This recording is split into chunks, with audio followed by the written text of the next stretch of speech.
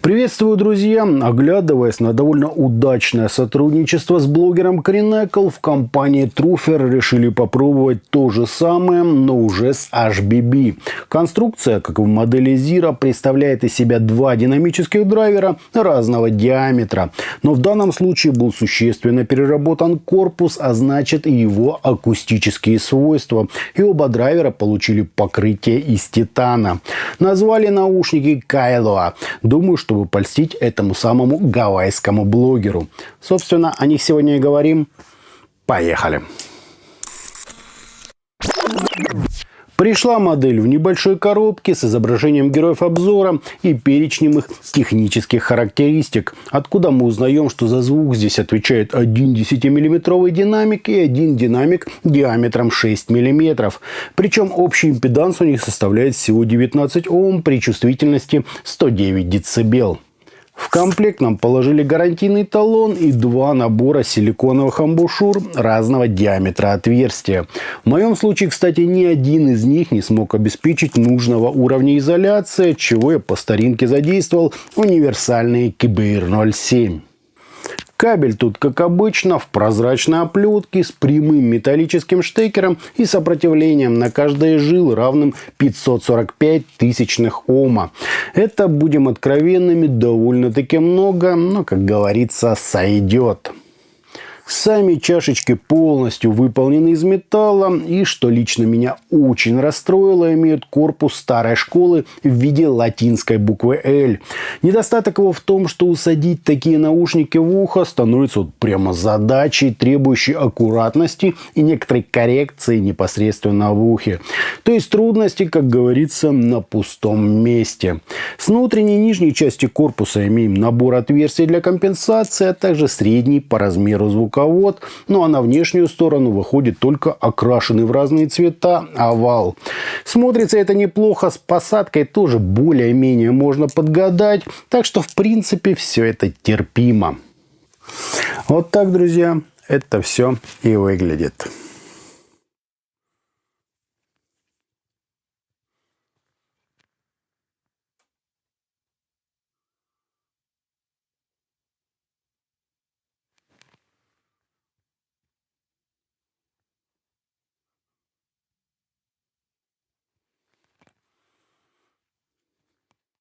По измерениям у нас довольно быстрый, с высокой амплитудой импульс, незначительные расхождения между каналами и искажения в пике, достигающие 0,39%, что очень достойно.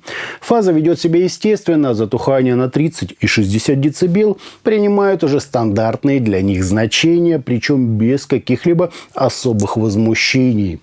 По АЧХ же мы имеем подъем низких частот на 9,5 дБ с правильным таким заходом на середину.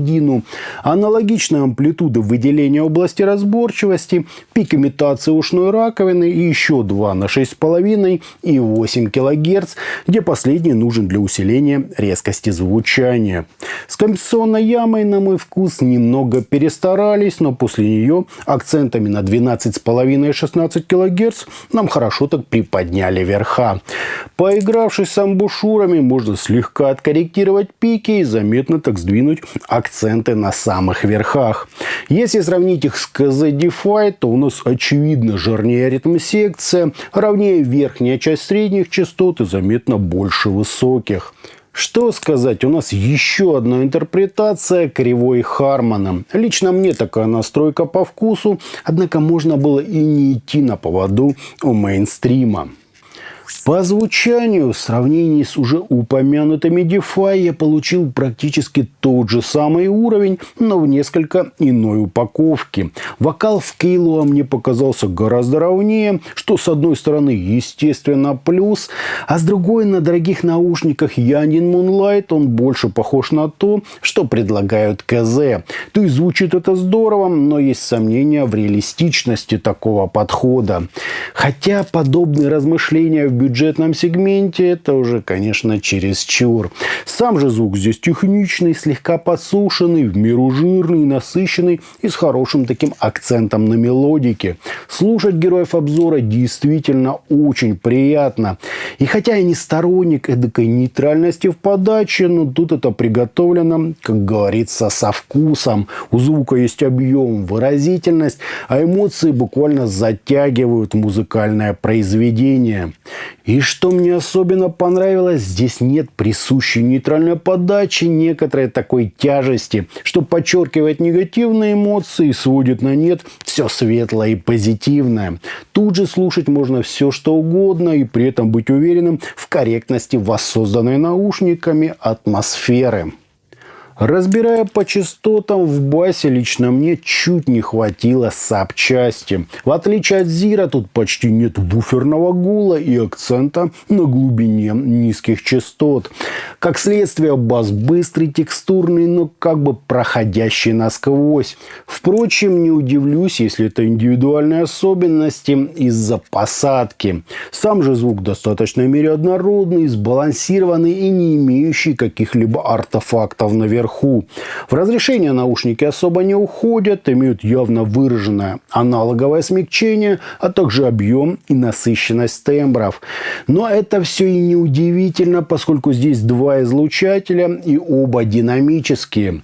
Верха, как для своего сегмента, отличные, никаких искажений, рези, песка или какой-нибудь грязи. При этом они столь же массивны, как и середина, и наделены ровно такой же мелодической составляющей. Так что даже перезвоны перкуссии здесь довольно-таки музыкальны. Еще раз, это живое, очень эмоциональное и максимально выразительное звучание, в котором большое внимание уделили передаче нюансов, технической составляющей и разделению инструментов. Но это тот самый динамический звук со всеми его неоспоримыми плюсами и некоторыми минусами. Если очень высокое разрешение для вас критически важно, то лучше посмотрите на какие-нибудь гибриды.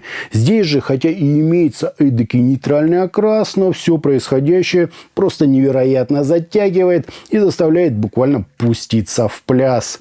Ну и вокал тут, на удивление, какой-то супер разборчивый. Если вы частенько не можете разобрать слов в песне, то это прямо-таки для вас. Ну и для книг и лекторских материалов такая особенность тоже просто находка.